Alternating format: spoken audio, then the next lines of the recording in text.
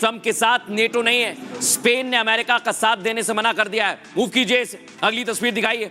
Spain जहां युद्ध में नहीं आ रहा है और इसके लिए डोनाल्ड ट्रंप गुस्से में आ गए। अगली तस्वीर दिखाइए, मूव कीजिए इसे।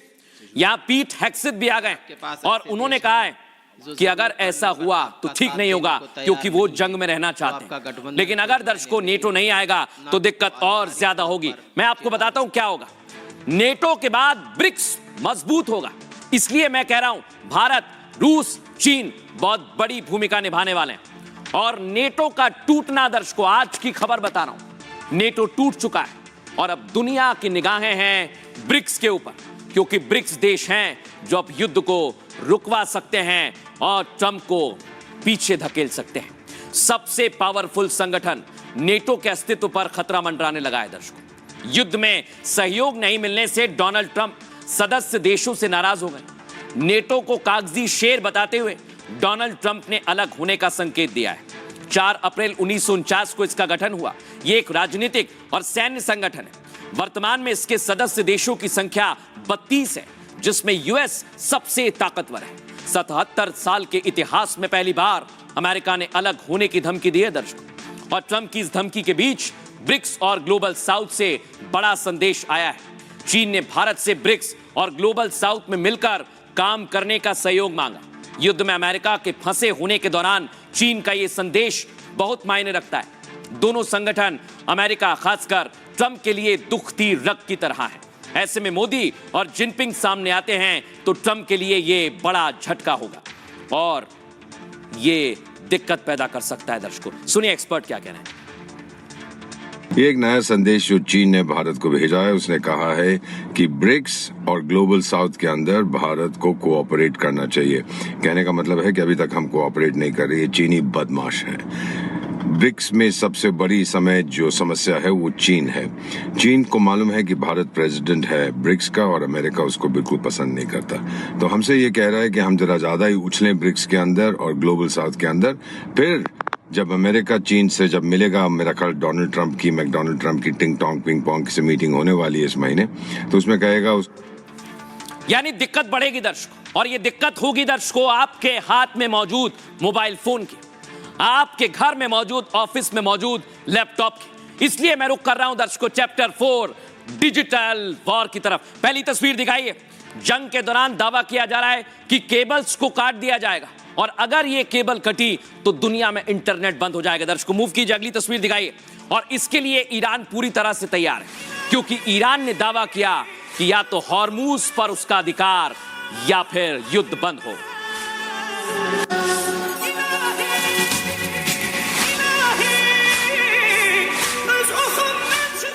अब दर्शकों ये देखिए, अगर दुनिया में इंटरनेट बंद हो गया तो ये जटिल सी जो तस्वीर आपको दिखाई दे रही है यही है जो आप पर असर करेगी। लेकिन आज इसे हमने दर्शकों सिंप्लीफाई किया है सिर्फ आपके लिए, और मैं आपको बताता हूं अगर इंटरनेट बंद होगा कैसे बंद हो सकता है और उसकी जगह पर क्या होगा। एक तरफ तेल सप्लाई रुकने से लॉकडाउन का खतरा है, दूसरी तरफ दुनिया पर डिजिटल लॉकडाउन का खतरा मंडरा रहा है, क्योंकि दावा है कि ईरान हॉर्मुज से इंटरनेट केबल काट सकता है, और अगर इंटरनेट केबल पर हमला हुआ तो यह बात बहुत बड़ी तबाही की होगी दर्शकों, क्योंकि हॉर्मुज से दुनिया का 17% इंटरनेट ट्रैफिक गुजरता है। यानी 15-20 देशों का इंटरनेट केबल कटते ही दुनिया ठप हो जाएगी। दुनिया भर में इंटरनेट की स्पीड 30% तक गिर जाएगी। Banking, stock market, digital payment system अचानक ठप हो जाएंगे। एयरलाइंस, शिपिंग, लॉजिस्टिक्स सिस्टम में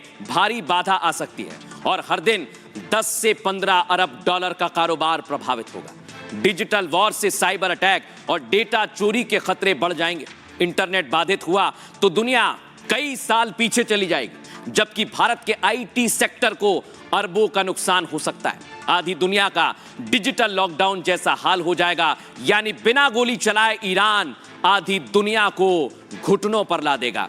सुनवाता हूं आपको मैं इसको लेकर साइबर एक्सपर्ट क्या कह रहे हैं। इंटरनेट के अंदर जो सी केबल्स होती हैं उनको डिस्टर्ब करने के लिए आजकल बहुत ज्यादा एक बात चल रही है कि ईरान बेसिकली उन सी केबल्स को डिस्टर्ब करने वाला है, उनको इस तरह से काट देगा कि आपका इंटरनेट, आपका और हमारा इंटरनेट एक्चुअली में वो काम नहीं करेगा। उसका रीजन ये है कि जितनी बड़ी बड़ी केबल्स होती है, जो इंटरनेट होता है वो फ्लो करता है सी के अंदर, जो बड़ी बड़ी वायर्स बिछाई जाती है, और अगर उन वायर्स को काट दिया गया, उन वायर्स के साथ कोई भी छेड़छाड़ होती है, तो उससे ग्लोबल इंटरनेट पर बहुत ज्यादा इम्पैक्ट पड़ता है, या फिर हमारे पास जो इंटरनेट हमारे पास आता है वो हम एक्सेस नहीं कर पाएंगे, जिसकी वजह से इस तरह की डिस्ट्रक्शन होती है और बहुत सारा काम ठप हो जाएगा। अब उसके अंदर चाहे हमारे एविएशन, एरोप्लेन्स हो गए, या हॉस्पिटल की जितनी भी सिस्टम्स है वो काम करने बंद हो जाएंगे। तो मतलब इंटरनेट एक ना बैकबोन होता है किसी भी एक कंट्री के लिए। जो क्रिटिकल इंफ्रास्ट्रक्चर होता है वो इंटरनेट के थ्रू ही रन करता है।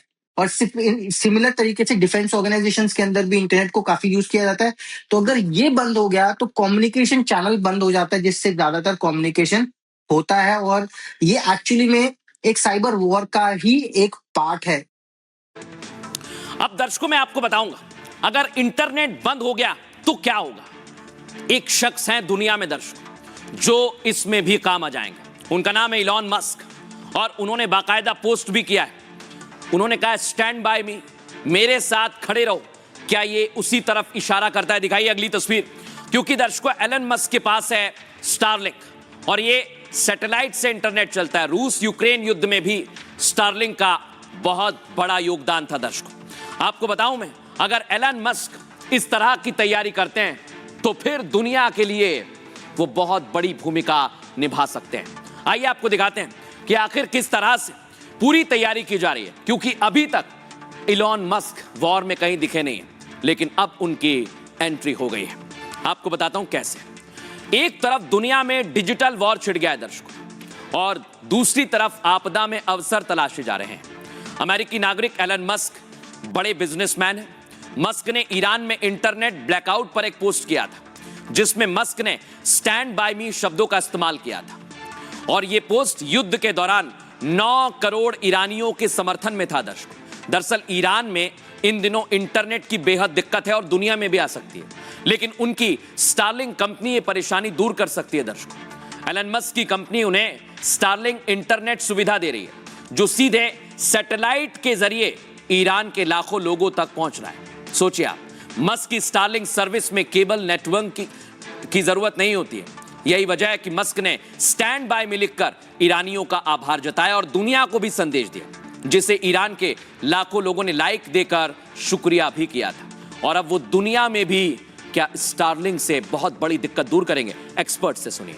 क्योंकि स्टारलिंक एक सैटेलाइट हमने बहुत सुना है एलन मस्क की। स्टारलिंक सैटेलाइट्स का एक बहुत बड़ा सा एक ग्रुप ऑफ सैटेलाइट्स है, जिससे इंटरनेट को नीचे जो जहां पर अगर इंटरनेट डिसेबल्ड है, यहाँ पे वहां पर इंटरनेट